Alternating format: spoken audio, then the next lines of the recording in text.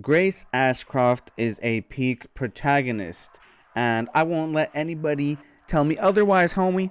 I know there's a loud minority out there saying, like, yo, she's kind of annoying, this stuttering thing. I thought she'd, like, get over it, whatever. Shut up, bitch. You suck. Alright? So, anyways, these fools, these bozos, they don't have no comprehension. Like, they do not see peak when it's right in front of their faces, man. So I gotta spell it out for them. Like, a lot of us already know why this character is peak, but I'm gonna go ahead and look at her character arc. I'm not like a professional in analyzing characters and all that, but I'm gonna try to approach this and show why I personally like the character a lot, and why I think everybody really does. That the people that have sanity and more than two brain cells, like we know what's up.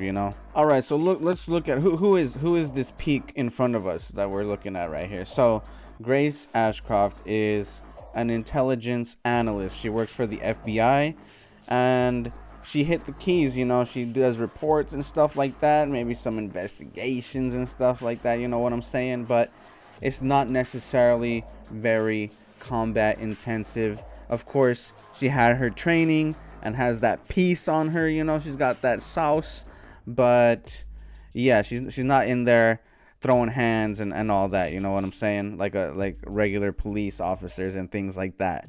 And to look at her lore, something you learn immediately is that she saw her mother murdered in front of her. Like she couldn't do anything, helpless in darkness, and like bro, like what? You want her to be singing and doing cartwheels and shit like that? And like this is a traumatic event. Like, these haters don't understand trauma. Like, of course you're going to have something like stuttering or some kind of like deep anxiety and messed up, because that shit ain't normal, fam. Like what do you expect, man?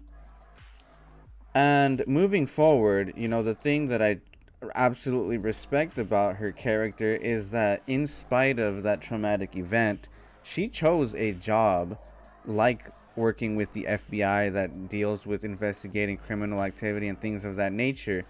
And I believe her motive was, she was curious and wanted to know, like, for so long, why did that happen? And then in the game, you're sent to the location where the event happened, and as you play the game, it unravels. So she has that courage to just seek out answers and go into these places of danger and sketchiness. And on top of her own curiosity and courageousness to pursue answers for her traumatic past, she also has these heroic qualities, because when she meets this character Emily, they help each other. Like, she knows Braille and is gonna input a code for her so that she can get out, but it also becomes about saving her as well, because they also get into a situation where Emily is taken away, and she's like, okay, I caused this situation where she was abducted by this monster. And so of course she's focused on getting out and escaping, but now it becomes about also thinking about Emily's well-being. Now, we've discussed her traumatic past as a catalyst or root for her anxiety in these situations, the cause of this stutter and like deep fear. I mean, this situation is scary on its own, but because it is deeply connected to her past, it also has that extra layer to it. She's just awesome, bro. She's peak, like I said. I myself would probably be shitting my pants. Like, could I be this brave and courageous? Maybe, bro. But unlike all these yappers who sound very sure of themselves, I know that I myself am human, and it's not easy to be in these scenarios, Of course, we're not going to be in some zombie situation in real life, but there's going to be scary situations in our own lives where we had to confront things. But anyways, I'd like to go ahead and skip forward in the story to a point where you're led to believe that you've lost Emily and you feel trapped again. You know, like Grace, despite all her efforts and trying to figure things out and trying to help Emily, things, you just hit roadblock after roadblock, and in a way she kind of just gives up at a certain point and ends up just, you know, submitting and following the villains of the story to Raccoon City. And at this point of the story, she's not like 100% like giving up. It's more of like she's gone through this big defeat, that losing Emily, and then not really have made too much progress in learning about her past and what is special about her, this and that. And so going with the villains is somewhat like tactical, because they need her, so they won't like eliminate her or do harm to her.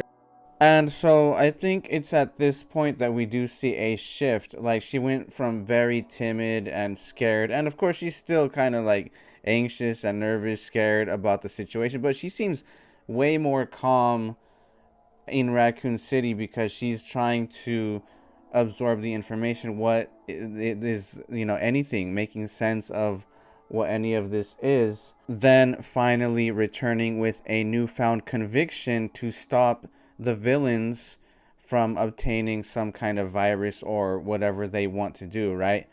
She wants to make sure that there's not any more situations like Emily where they're exploiting these children to try to create some kind of thing, you know?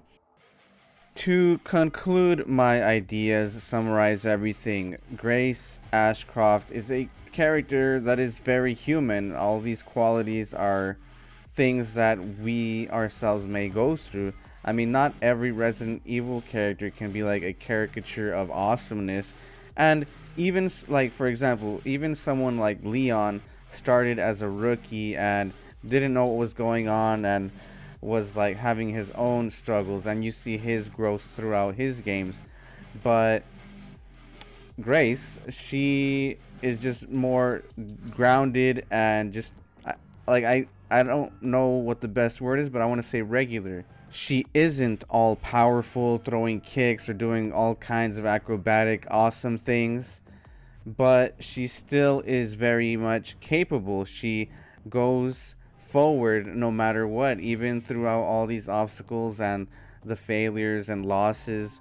She does not give up, and I think that is what is very commendable about this character. I think this is something that the bozos out there, the haters, need to see.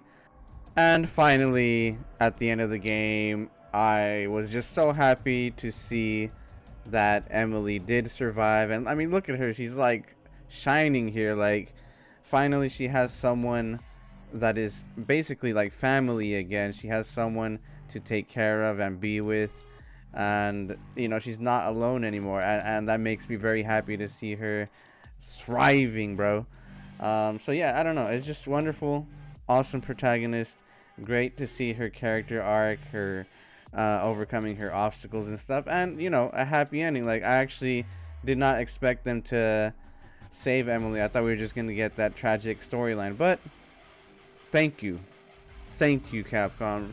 Resident Evil 9. It's not always gonna be like that, but we'll take this big W for Grace Ashcroft. Hell yeah.